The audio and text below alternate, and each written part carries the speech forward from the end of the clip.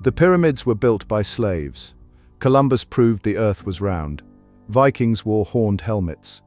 Everything taught in school about history contains fundamental lies that shaped our entire understanding of the past. The slave narrative crumbles under archaeological evidence discovered near the Giza Plateau. Excavations revealed workers' villages with bakeries, breweries, and medical facilities. The laborers received payment in beer and bread, approximately 4 to 5 loaves daily, along with cuts of meat. Their tombs, found adjacent to the pyramids themselves, contained inscriptions honoring their service. No slave would receive burial near pharaohs. These workers rotated in shifts, approximately 10,000 at a time, with skilled craftsmen forming a permanent workforce. The construction represented a national project that unified Egypt, not oppression, but organized labor on an unprecedented scale. The Columbus myth represents one of history's greatest fabrications. Medieval scholars never believed the Earth was flat.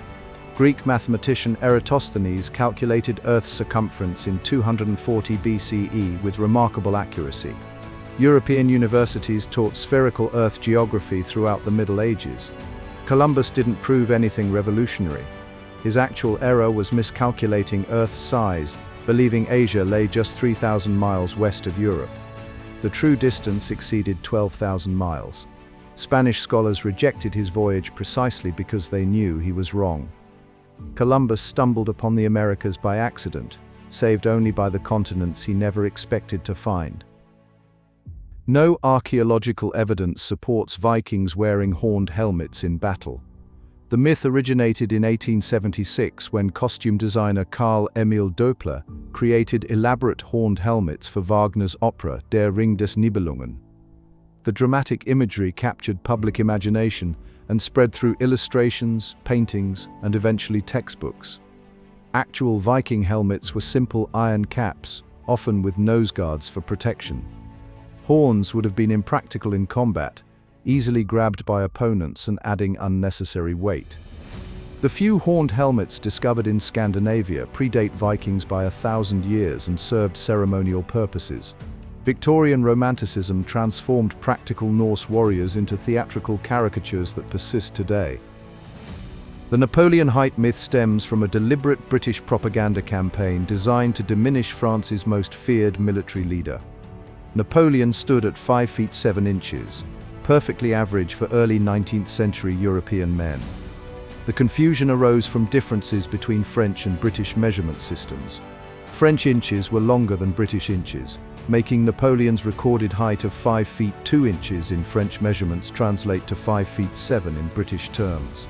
British cartoonists, particularly James Gillray, depicted Napoleon as a tiny, rage-filled figure to mock and undermine his reputation. His nickname Le Petit Caporal meant the little corporal, as a term of endearment from his soldiers, referring to his rank, not his stature. The term Dark Ages emerged from Renaissance scholars who dismissed medieval achievements to elevate their own era. The period between 500 and 1000 CE witnessed revolutionary agricultural innovations including the heavy plough, three-field crop rotation, and horse collar, which doubled food production across Europe. Monasteries preserved classical texts that would have otherwise disappeared, with monks painstakingly copying Greek and Roman manuscripts. Gothic cathedrals demonstrated engineering sophistication rivaling modern structures, their flying buttresses and ribbed vaults representing mathematical precision. Universities emerged during this supposedly backward period, establishing institutions in Bologna, Paris, and Oxford. The era produced advances in metallurgy, watermills, and windmills that powered medieval industry. The medieval geocentric worldview wasn't as universal as textbooks suggest. Islamic astronomers in the 11th century questioned Ptolemy's Earth-centered model, with scholars like al-Biruni discussing Earth's possible rotation. Nicholas of Cusa proposed heliocentrism in 1440, decades before Copernicus. Medieval universities debated planetary motion extensively, with some scholars calculating that Earth's movement would explain observed celestial phenomena more elegantly. The notion that everyone blindly accepted geocentrism until Copernicus represents another historical oversimplification. medieval thinkers possessed far more scientific curiosity and skepticism than traditionally credited. The Salem witch trials of 1692 executed 20 people, but not a single victim died by burning. All 19 convicted witches were hanged on Gallows Hill, while Giles Corey suffered a different fate entirely. Authorities pressed him to death with heavy stones over 2 days when he refused to enter a plea. The burning myth likely stems from European witch executions, where flames were common. Colonial Massachusetts followed English law, which prescribed hanging for witchcraft. The confusion between American and European practices has obscured the actual brutality of Salem, where hysteria and flawed legal proceedings led to deaths through methods just as horrifying as fire. The Einstein failure myth persists despite contradictory evidence from his actual academic records. Einstein mastered calculus by age 15 and excelled in mathematics throughout his education. His entrance exam failure to the Swiss Federal Polytechnic School in 1895 occurred because he was 2 years younger than required and hadn't completed the necessary preparatory coursework. He failed sections in botany, zoology, and languages, not mathematics or physics. Einstein scored exceptional marks in mathematical subjects during that same exam. The school's physics professor recognized his mathematical talent and allowed him to audit lectures despite the failed entrance. Einstein completed his diploma at a Swiss school the following year and gained admission to the Polytechnic in 1896, where he continued demonstrating mathematical prowess that would eventually revolutionize physics. The Great Wall visibility myth collapses under direct testimony from astronauts who've actually orbited Earth.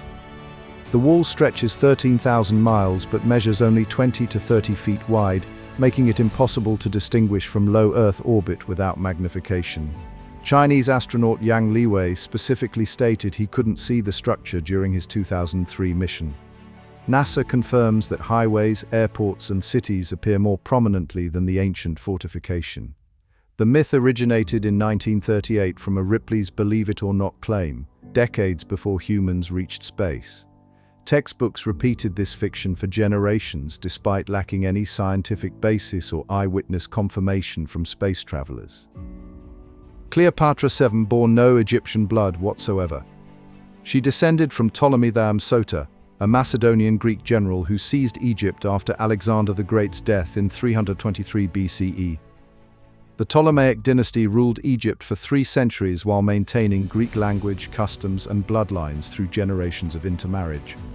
Cleopatra became the first Ptolemaic ruler in 300 years to actually learn the Egyptian language, a strategic move to connect with her subjects. Her famous beauty and intelligence stemmed from Greek education and Hellenistic culture, not Egyptian heritage.